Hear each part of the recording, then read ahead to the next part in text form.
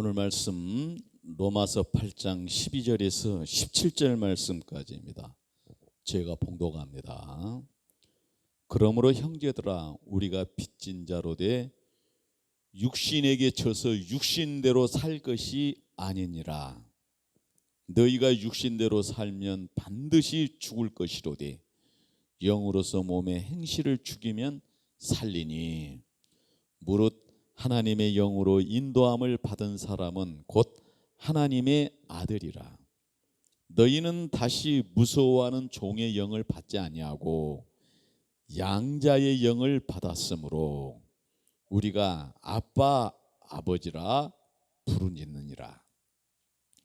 성령이 친히 우리의 영과 더불어 우리가 하나님의 자녀인 것을 증언하시나니 자녀이면 또한 상속자 곧 하나님의 상속자요 그리스도와 함께한 상속자니 우리가 그와 함께 영광 받기 위하여 고난도 함께 받아야 할 것이니라. 아멘. 할렐루야. 오늘 본문 말씀 12절 말씀에 우리가 빚진 자로 돼 육신에게 져서 육신대로 살 것이 아니라는 거예요. 우리는 빚진 자입니다. 그리스도의 그 은혜로 구원을 받은 그 은혜의 빚진 자들이에요. 근데 그 빚진 자들이 육신에게 져서 육신대로 살 것이 아니라 이렇게 말하죠. 우리 바울 서신서에 보면은 육신으로 살아야 할 것인지 영으로 살아야 할 것인지, 예배를 육신에 속한 예배를 드려야 될지 영적 예배를 드려야 될지에 대해서 말씀하죠. 육과 영의 문제예요. 그런데 육신의 욕구대로 살려고 하는 그 육신에게 져서 그 육신대로 살 것이 아니라고 말씀하는 거예요. 너희가 육신대로 살면 반드시 죽을 것이로되 영으로서 몸의 행실을 죽이면 살리니라고 말씀하시죠. 육신대로 살면은 왜 안 되냐면은 죽을 것이다. 그런데 영으로서 그 몸의 행실을 죽이면 살게 될 것이다. 14절입니다. 무릇 하나님의 영으로 인도함 받은 사람은 곧 하나님의 아들이다. 하나님의 영으로 인도함을 받은 사람은 곧 하나님의 아들이 돼요. 15절 말씀 너희는 다시 무서워하는 종의 영을 받지 아니하고 양자의 영을 받았으므로 우리가 아빠 아버지라고 부르짖느니라. 양자의 영으로 하나님의 영으로 인도함을 받은 자들은 하나님의 아들인데 그들은 하나님께 우리가 양자가 되어서 우리가 하나님을 아빠 아버지라고 부르짖는다.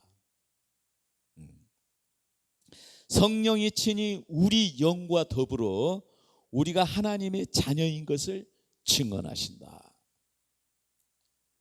우리가 이 성령님의 보증이죠.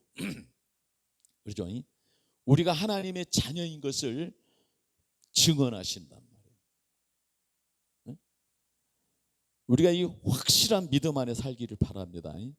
그래서 성령으로 우리가 하나님의 자녀 돼서 아빠 아버지가 되신 우리 하나님께 대하여서 우리가 확실한 믿음 가운데 성령님의 증거하여 주시는 보증하여 주시는 그 토대에 우리가 굳게 서야 될 줄로 믿습니다. 그렇게 자녀가 되면 또한 상속자가 된다. 자녀는 반드시 부모님의 그 상속자가 됩니다. 근데 오늘 이 성경에서 증거하고자 하는 것은 뭐냐면은 자녀이면 하나님의 자녀이면 아빠 아버지라고 부를 수 있게 되는데 그 자녀이면은 상속자 곧 하나님의 상속자요. 그랬어요. 이게 육에 속한 그 물질에 속한 그런 상속이 아니라 하나님의 상속자, 영이신 하나님의 상속자란 말이에요. 그런데 그 하나님의 상속자는 그리스도와 함께한 상속자라. 그리스도는 성육신하셨죠. 영과 육이 있으시죠. 사람이시면서 하나님이시죠. 그 그리스도와 함께한 상속자다. 그래서 영과 육의 상속자란 말이에요. 그런데 그 육은 앞서 12절에서 증거한 대로 육신에게 져서 한 그 육신이 아니에요. 이 육체는 뭐냐면은 예수님의 피로 사유함을 받은 육체예요. 신학에서 보면은 이성에 대하여서도 예수님의 피로 사함을 받은 이성이 있고 사함을 받지 못한 이성이 있어요. 제가 신학과 철학에 대해서 그 강의할 때 이 부분에 대해서 분명하게 설명드렸어요. 이성에 대하여서도 육체 예수님의 피로 사함받은 이성이 있고 사함받지 못한 이성이 있어요. 예수님의 피로 사함받은 이성으로 하는 학문이 신학이에요. 예수님의 피로 사함받지 못한 이성으로 학문하는 것이 철학이란 말이에요. 이 구분을 우리가 분명히 하고 있어요. 육체도 마찬가지입니다. 우리는 그리스도 안에서 우리 몸이 예수님의 피로 사유함을 받았어요. 영도 또한 예수님의 피로 사유함을 받았어요. 그래서 우리가 하나님의 상속자인데 그리스도와 함께한 상속자라는 사실이에요. 우리가 그와 함께 영광을 받기 위하여 고난도 함께 받아야 할 것이라는 사실이에요. 항상 염두에 둡시다. 잊지 맙시다. 우리는 그리스도와 함께한 상속자인데 우리가 그와 함께 영광을 받기 위하여 고난도 함께 받아야 할 것이라는 사실이에요. 제가 성경학당에서 구약의 믿음은 창조와 섭리를 믿는 신앙이에요. 첫 번째가. 두 번째는 말씀에 순종하는 신앙이에요. 구약의 세 번째는 오실 메시아를 기다리는 신앙이에요. 그러면 신약의 신앙은 무엇이냐? 신앙은 오신 메시아를 믿는 거예요. 오신 메시아를 믿는 거예요. 신약의 또 신앙은 복음을 전파하는 신앙이에요. 지상명령이죠. 지상명령을 수행하는 거예요. 신약의 세 번째 신앙은 재림주를 대망하는 거예요. 우리는 오신 예수님을 믿고 복음을 전하며 재림하실 주님을 기다리는 거예요. 이 성경적 믿음, 이 성경적 믿음은 성령 역사로 유지되는 믿음인데 성령 역사로 유지되는 이 믿음 첫째는 그리스도와 연합이에요. 주와 연합. 두 번째는 주의 고난에 동참하는 것이에요. 세 번째는 주의 영광에 참여하게 된단 말이에요. 그러니까 그리스도와 함께한 상속자인데 우리가 그와 함께 영광을 얻기 위하여 받기 위하여 고난도 함께 받아야 할 것이라는 사실이에요. 이 사실을 우리가 유념하면서 이어갑니다. 서론입니다. 로마서 8장 17절은 이렇게 말씀합니다. 자녀이면 또한 상속자 곧 하나님의 상속자요 그리스도와 함께한 상속자니 우리가 그와 함께 영광을 받기 위하여 고난도 함께 받아야 할 것이라. 그래서 우리가 그리스도와 함께 그리스도와 더불어 상속자라는 주제를 가지고 지금 강론하기 원합니다. 이 구절을 믿는 자들이 하나님의 자녀로서 상속자가 된다는 놀라운 신분을 강조합니다. 단순히 하나님의 가족으로 불리는 것에 그치지 않고 그리스도와 함께 영광을 누릴 권리를 가진다는 뜻이죠. 하지만 동시에 그 영광에 참여하기 위해서는 그리스도와 함께 고난도 감당해야 한다는 균형 잡힌 메시지를 주고 있습니다. 기업 상속의 의미는 크게 세 가지로 생각해 볼 수 있어요. 하나님의 기업을 상속하게 된다는 것이죠. 상속자이기 때문에. 첫 번째로는 하나님의 기업이에요. 하나님께서 자녀들에게 주시는 약속된 유업, 곧 영생과 하나님의 나라예요. 하나님의 기업은 성경에서 증거하기를 자녀들에게 주시는데 그것은 약속된 유업인데 그것은 영생과 하나님의 나라예요. 이 하나님의 나라는 성경에서 나타나고 있는 천국, 하나님의 나라, 이것은 그리스도 왕국이에요. 반복해서 제가 설명을 드리죠. 하나님은 공의와 정의의 하나님, 사랑과 은혜의 하나님이시죠. 그 하나님이 공의와 정의로, 그 은혜와 사랑으로 오시는 메시아를 약속해 주셨어. 그 메시아는 그 공의와 정의, 은혜와 그 사랑으로 오셨어요. 그래서 오셔가지고 공의와 정의, 그 은혜와 사랑에 기반한 그리스도의 왕국을, 메시아 왕국을 세우셨어요. 그래서 공의와 정의로, 은혜와 사랑으로 그 그리스도 왕국을, 메시아 왕국을 통치하신단 말이에요. 그러면 그 메시아 왕국의 백성들은 그 예수님을 따르면서, 그리스도를 따르면서 공의와 정의, 은혜와 사랑을 전파하면서 재림을 기다리는 거란 말이에요. 하나님의 기업은 자녀들에게 주시는 약속된 유업인데 그것은 영생과 하나님의 나라예요. 우리가 이걸 기억해야 돼요.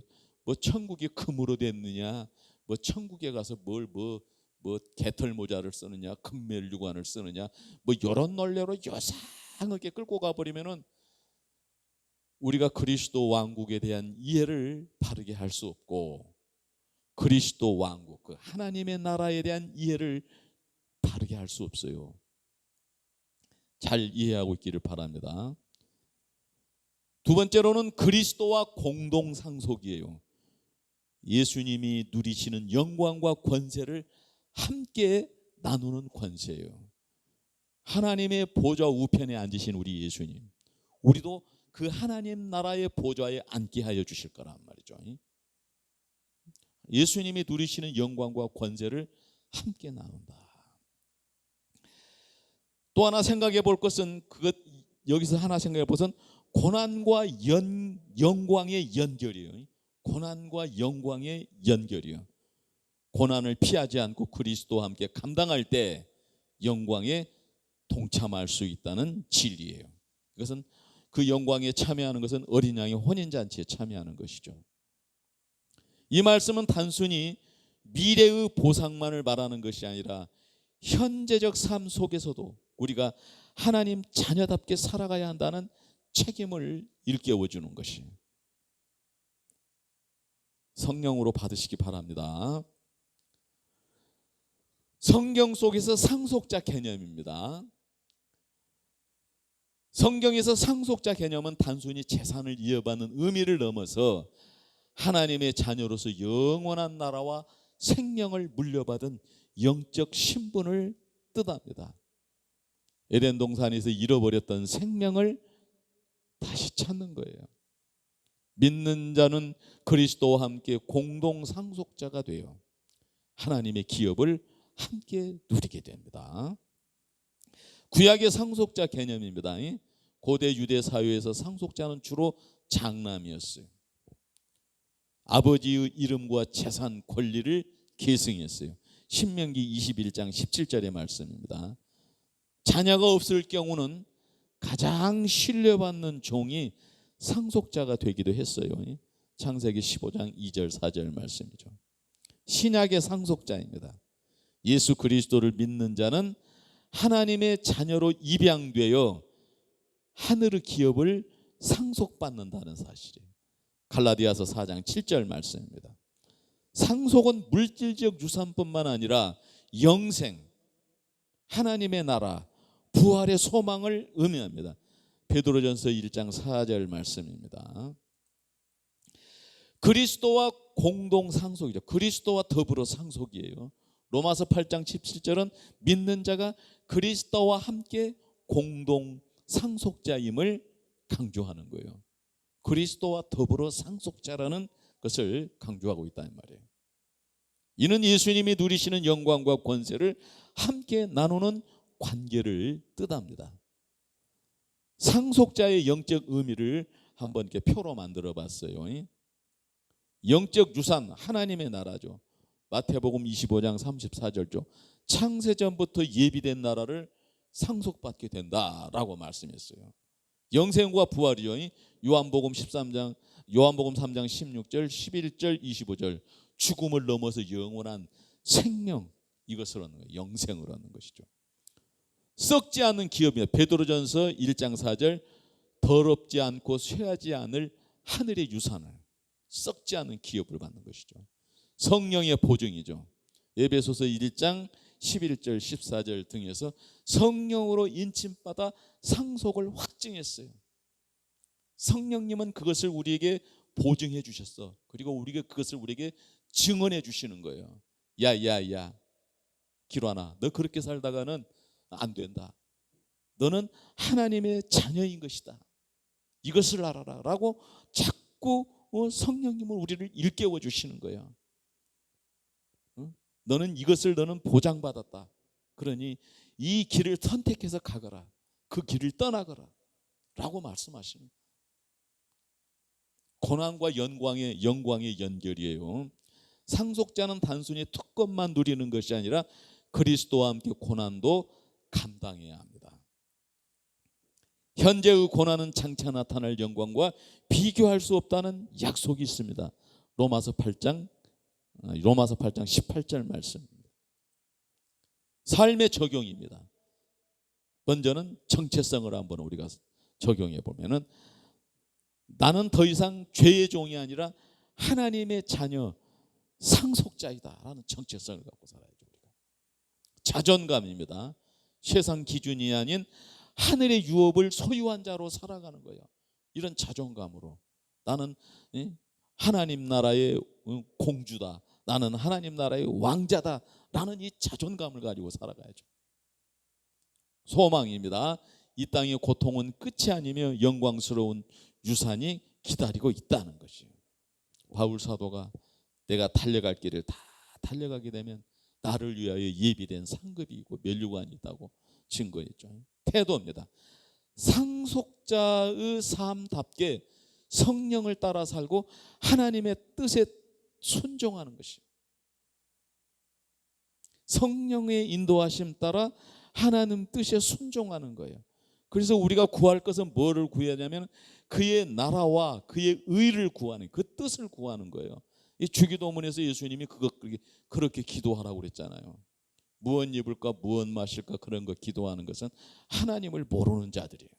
그러나 하나님을 아는 자들은 뭐예요? 그의 나라와 그의 의를 구하는 거예요. 왜? 순종하기 위해서.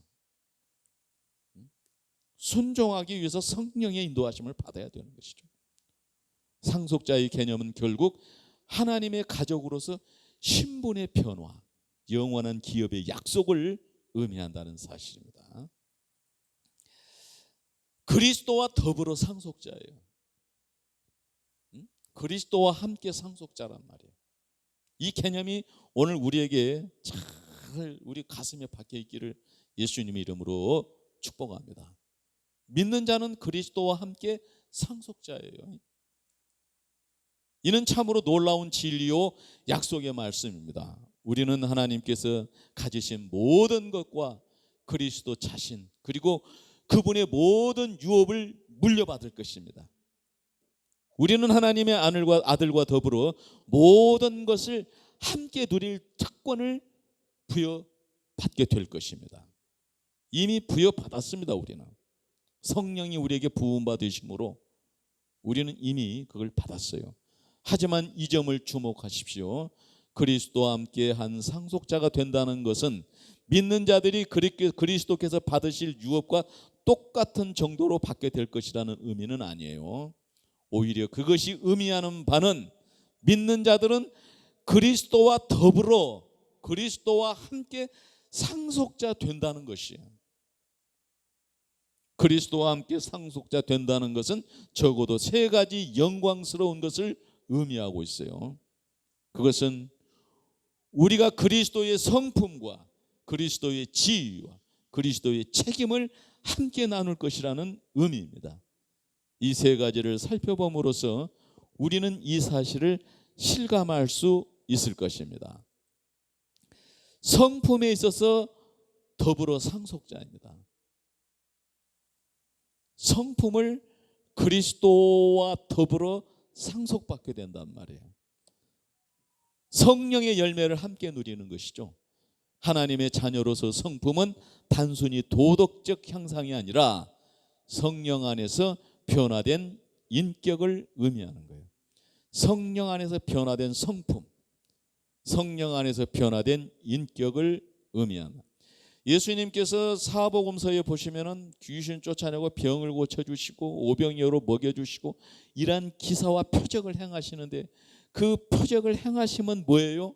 우리를 성령으로 변화된 성품으로 새 사람 되게 하시려고, 그 택정함을 받은 백성들을 그렇게 새 사람 되게 하시려고 그런 기사와 표적을 와서 보여주시는 거예요. 그 제자들에게 그런 기사와 표적을 행할 능력을 보이신 그 궁극적인 목적은 뭐냐면은 성령 안에서 변화된 인격체를 만들어가기 위해서 그렇게 하시는 거란 말이에요. 그리스도의 성품을 닮음, 사랑, 겸손, 희생, 거룩함을 함께 상속받아 그분의 성품을 반영한다. 그분의 성품을 받아서 비추어 준다. 이거죠. 그래서 제가 이제 그 반복해서 예수님을 본받아에서 사랑과 용서를 예수님이 본을 보여주셨어요. 우리는 그걸 본받아야 돼요. 겸손과 섬김을 우리는 예수님의 본을 받아서 우리가 그걸 비춰줘야 된다.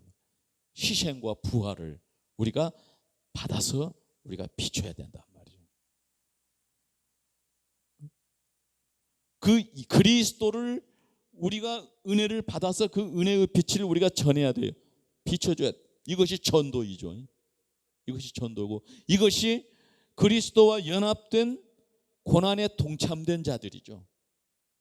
그들이 그리스도의 영광에 참여하게 될 것이죠. 공동체적 성품입니다. 상속은 개인적 특권이 아니라 서로를 세우며 함께 살아가는 공동체적 성품을 요구한다. 이 부분도 우리가 잘 이해하고 잘 있어야 돼요. 상속은 개인적 특권이 아니야. 이게 우리가 개인 구원 이거 아니에요.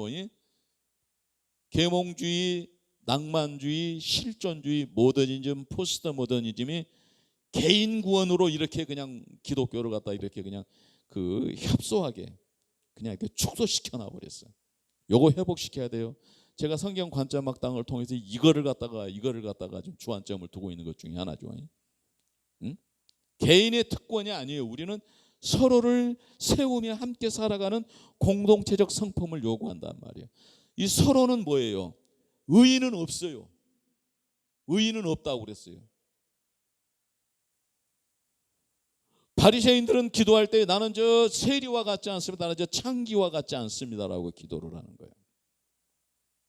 그러면 그들은 서로를 세워줘야 되는 하나님의 율례와 그 법도 안에 있는 그 사랑을 이해하지 못한 거예요.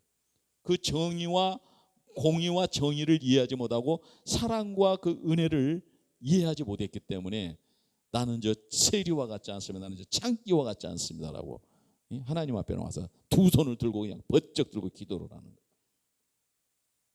그런데 세리와 창기가 와서 나는 죄인입니다라고 했을 때 그가 옳다함을 받았다는 거예요.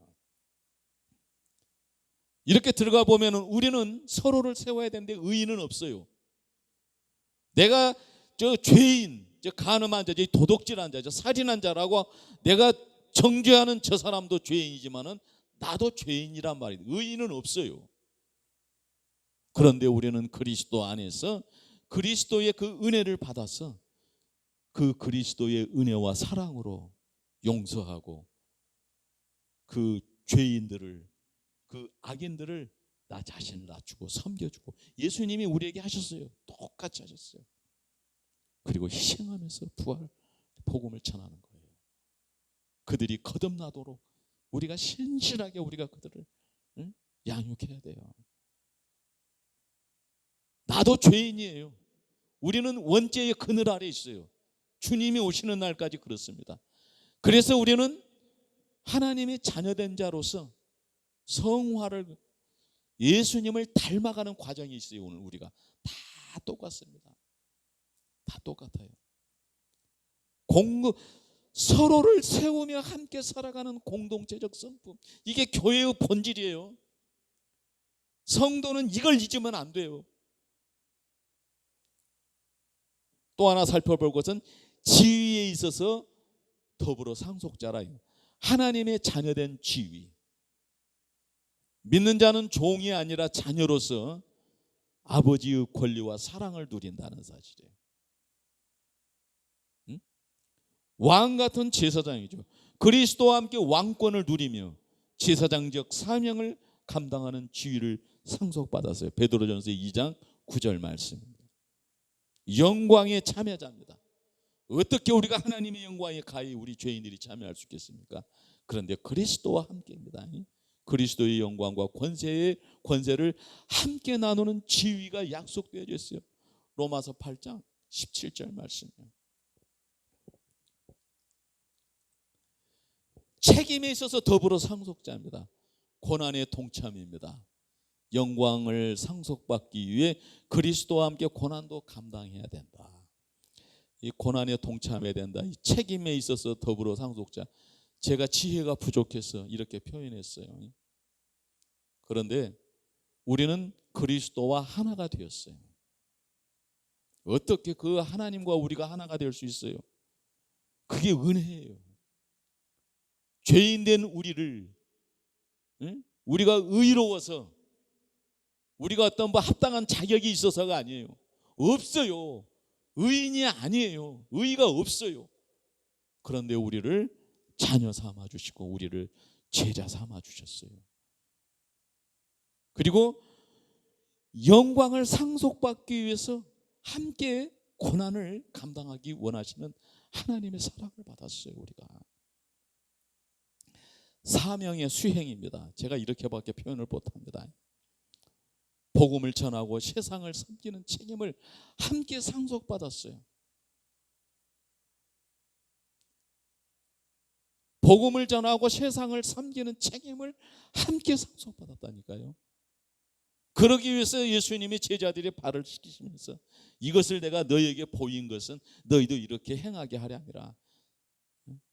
큰 자는 작은 자를 섬겨야 할 것이고 크고자 하는 자는 섬기는 자가 되어야 될 것이라. 거룩한 삶의 책임입니다. 상속자의 삶은 특권만 아니라 하나님 뜻 안에 순종하며 거룩하게 살아야 하는 책임을 동반한다. 성령 역사 아니면 안 돼요. 인간의 의지로 안 돼요. 이건요. 오직 성령의 부음을 받은 자들만 하나님 뜻에 순종하여 거룩하게 살아야 하는 책임을 동반한다. 요약합니다. 성품, 그리스도의 성품을 닮아가는 변화예요. 지위, 하나님의 자녀와 왕 같은 제사장의 권세입니다. 책임, 고난과 사명을 함께 감당하는 의무예요. 즉 상속자는 단순히 받는 자가 아니라 그리스도와 함께, 그리스도와 더불어 성품, 지위, 책임을 나누는 자예요. 영광을 함께 받는 거예요. 그래서 이제 좀 세부적으로 첫 번째, 성품에 있어서 더불어 상속자, 조금 더 세부로 좀 자세하게 살펴보고자 해서 이렇게 정했습니다. 성품에 있어서 더불어 상속자라는 개념은 단순히 권리와 유산을 함께 나눈다는 의미를 넘어 그리스도의 성품을 함께 이어받아 닮아가는 것을 뜻하는 거예요. 닮아가는 거. 그리스도의 성품이죠. 사랑, 겸손, 희생, 거룩함을 함께 상속받아 삶 속에서 드러내는 거예요.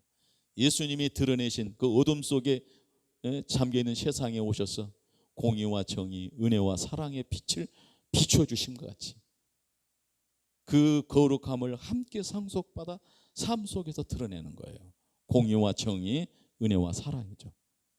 성령의 열매입니다. 성령 안에서 맺히는 인격적 열매이죠. 사랑, 희락, 화평, 오래 참음 등을 공동 상속자로서 함께 누리는 거예요. 이 로마인이나 헬라인의 개념으로는 절대 이해할 수 없는 거예요. 이것은 절대 이해할 수 없는 거예요. 우상 신전에 가서는 이런 걸 절대 이해할 수 없고 알 수도 없어요. 예수 안에서입니다. 성령 안에서입니다. 내적 변화입니다. 상속은 외적 지위만이 아니라 내면의 성품이 그리스도를 닮아가는 변화를 포함하는 거예요. 겉으로만 그런 척하고 신앙생활하는 것이 아니라 속사람이 변화되어서 예수님처럼 사는 거예요. 하나님을 찬양합니다. 성품 상속의 특징이죠. 그래서 제가 표를 하나 만들어 봤어요. 영역 사랑입니다. 무조건적 사랑, 원수까지 사랑하시는 그리스도의 사랑을 함께 상속했어요. 이건 지금 이 사랑은 그 아가페적인 사랑의 그 의미만을 하는데, 이 아가페적인 사랑의 그 의미의 본질을 알려면은 구약의 헤세드를 알아야 돼요. 언약적 사랑이죠. 관계적 사랑이죠. 이걸 우리가 알아야 돼요. 무조건적 사랑이라고 하는 것은 이 사랑 안에 언약적 사랑과 관계적 사랑이 포함되어 있다는 것을. 그래야만이 성경에서 예수님의 사랑에 대해서, 은혜에 대해서, 공의와 정의의 하나님, 은혜와 사랑의 하나님에 대한 그 사랑에 대한 이해입니다. 헤세드까지 구약적인 개념에서. 겸손, 섬김의 태도예요. 권세보다는 낮아짐을 통해서 하나님의 뜻을 드러내는 거예요. 그러니까 겸손하지 않고는 그리스도의 권세가 나타나지 않아요. 하나님 자녀된 권세가 나타나지 않아요.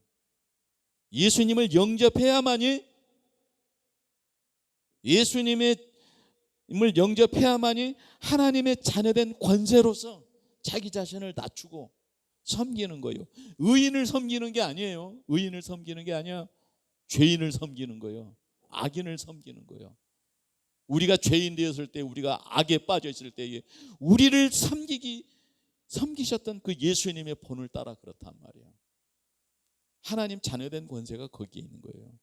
희생입니다. 자기 부인하고 자기 십자가를 지고 예수님을 따르는 거예요. 예수님이 가신 그 길을, 십자가의 길을 함께 감당하는 성품이죠. 뭐 영광을 갖다가 뭐 인권, 물권 해가면서 그냥 막 인권, 물권, 영권 해가면서 말해요. 그게 그리스도의 그 권세일까요? 그것이? 그리스도의 권세는 그거 아니에요. 사랑과 용서, 겸손과 섬김, 희생과 부활 권한이에요. 그 권세예요. 그 영광이에요. 그걸 통과한 영광이지, 세상의 물권, 인권, 영권이 가지고 그런 거 갖고 그 영광이 아니에요. 고난, 이 고난이라고 하는 이 영역을 우리가 정말 감사함으로, 정말 우리가 참 감격함으로, 기쁨으로 감당할 수 있어야만 상속받을 수 있는, 그것을 상속받게 하고자 하시는 하나님의 뜻이, 예수님의 그 뜻이 거기에 있다는 것을 우리가 알아야 돼요. 거룩은 구별된 삶이에요. 다른 가치관으로 살아가는, 세상과는 다른 가치관으로 살아가는 성품이에요. 세상과는 구별된 거예요. 우리가 세상으로 구별된 그리스도적인 것, 그리스도적인 공의와 정의, 그리스도적인 사랑과 은혜예요. 우리가 이걸 알아야 돼요. 적용합니다. 정체성, 나는 그리스도의 성품을 함께 상속받은 자이다. 삶의 태도, 성품의 상속자는 권리보다 책임을 우선하죠. 권리보다 책임을 우선한다는 이 태도, 이 마음가짐. 권리를 주장하다 보면은 교회 안에서 분란이 많이 일어나요. 제각기 각자의 자기 권리, 자기 주장 뭐 이걸 갖고 있죠. 근데 그게 아니에요. 우리는 권리보다는 책임을 우선해야 돼.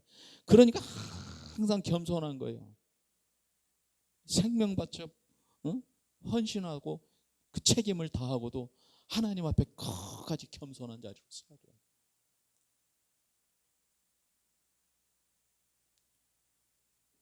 세상과는 다른 가치관으로 살아가는 성품이잖아. 공동체적 실천이죠. 성품은 홀로가 아니라 교회와 세상 속에서 함께 드러나야 한다는 사실이에요. 우리는 우리의 신앙이 먼저 교회 안에서 그 다음은 뭐예요? 궁극적으로는 세상의 빛과 소금으로 해요. 세상의 빛과 소금으로. 초대교회가 그렇게 했고, 종교개혁이 뭐라고 가르치냐면은, 제네바에서 칼빈이 뭐라고 가르치냐면, 우리는 교회의 빛이 아니라 세상의 빛이다. 기독교 교육의 목적은 지식 수준을 높여서 성경 이해도를 높였어. 이 성경 이해도는 뭐냐? 하나님 나라에 대한 이해도를 높여서 사회와 국가를 위해서 헌신하는 인재를 양성하는 것이 기독교 교육의 목적이었단 말이에요. 이런 개념들을 우리는 잊어버렸잖아요. 11조 냈고 복받고, 주일 성수하고 복받고, 그렇죠? 섬기고 복받고, 뭐 이렇게 되는. 우리는 이미 복을 받았기 때문에 우리가 섬기는 거예요. 복을 받은 자로서 섬기는 거예요. 복을 받기 위해서 섬기는 게 아니라니까. 주일 성수를 하는 것은 이미 우리가 받았기 때문에, 복을 받았기 때문에, 은혜를 받았기 때문에 주일 성수를 하는 거예요. 섬기는 것도 마찬가지죠. 섬기는 것도 내가 복을 받기 위해 섬기는 것이 아니라 내가 복을 받은 자로서 섬기는 거예요. 11조도 마찬가지죠. 요새 그냥 11조가 그냥 구약의 11조냐 신약에는 없는 11조냐 뭐 이런 요상한 논지들을 갖고 그냥 논쟁들을 하고 그냥 그럴싸한 말들로 가지고 그냥 또 막 또 다투고 난리를 해요.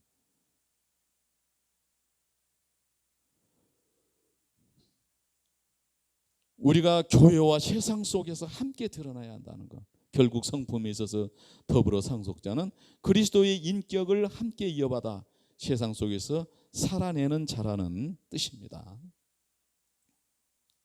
그리스도의 성품을 함께 상속. 빌립보서 2장 5절 너희 안에 이 마음을 품으라 곧 그리스도 예수의 마음이니. 상속자는 단순히 권리를 누리는 자가 아니라 그리스도의 마음과 성품을 함께 이어받는 자예요. 두 번째로 성령의 열매를 함께 누리죠. 갈라디아서 5장 22절 23절 오직 성령의 열매는 사랑과 희락과 화평과 오래 참음과 자비와 양선과 충성과 온유와 절제니.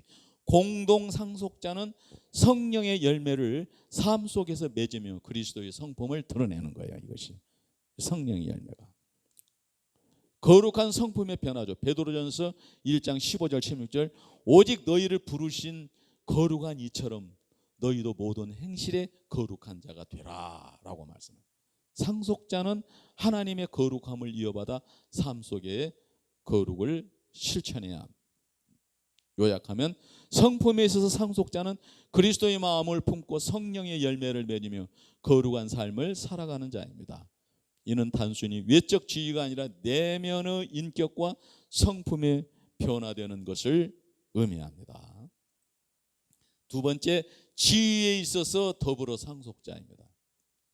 지위의 측면에서 더불어 상속자란 단순히 하나님 나라를 함께 누리는 자가 아니라 그리스도와 동일한 신분과 권세를 공유하는 존재를 의미합니다.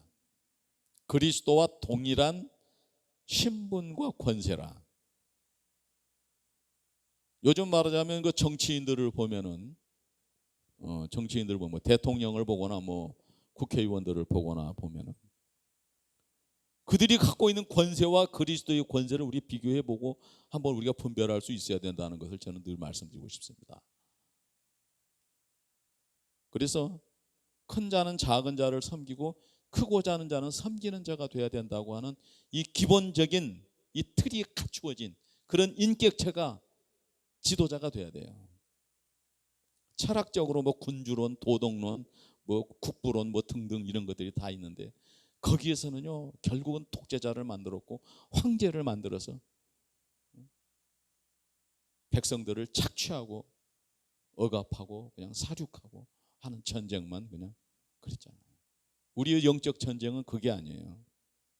그리스도의 그 전쟁은 자신이 죽으시고 왕이 되시는 거예요. 우리가 왕 같은 제사장이라고 하는 것은 우리가 죽어서 그 왕 같은 제사장으로서의 그 본질을 누리는 거예요. 우리 희생을 통해서, 섬김을 통해서. 지위의 의미 자녀된 권세는 상속자는 종이 아닌 하나님 자녀로서 하나님의 사랑과 권세를 드린다. 반복되는 말씀이죠. 왕 같은 제사장, 세상 속에서 하나님의 뜻을 드러내며 왕권과 제사장적 사명을 함께 감당하는 거예요. 그리스도의 왕권, 제사장제는 그리스도의 희생을 의미하는 거예요.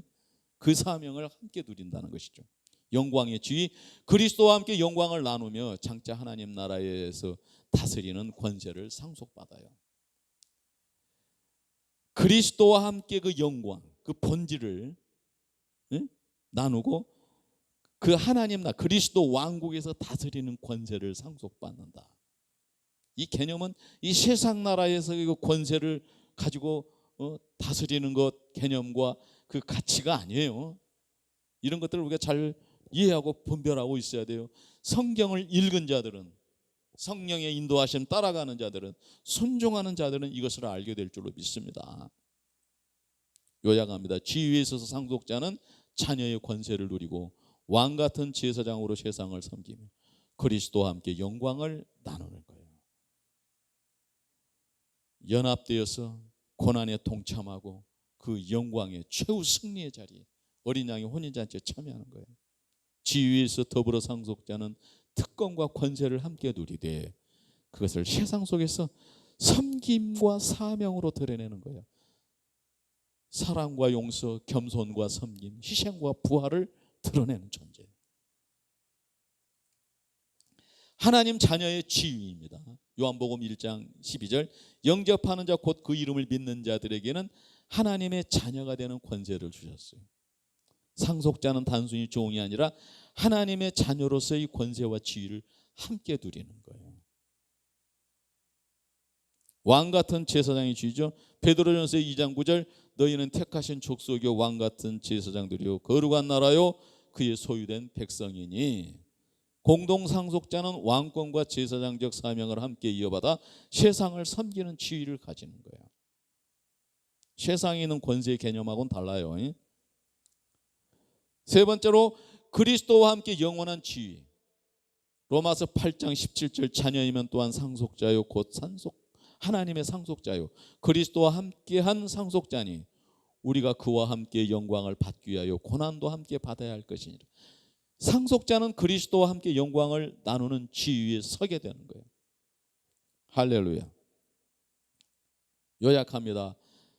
자녀의 지위죠. 하나님의 가족으로서의 권세를 누리고 왕 같은 제사장의 지위죠. 세상을 섬기며 하나님의 뜻을 드러내는 것이죠. 영광의 지위, 그리스도와 함께 영광을 나누는 공동 상속자예요.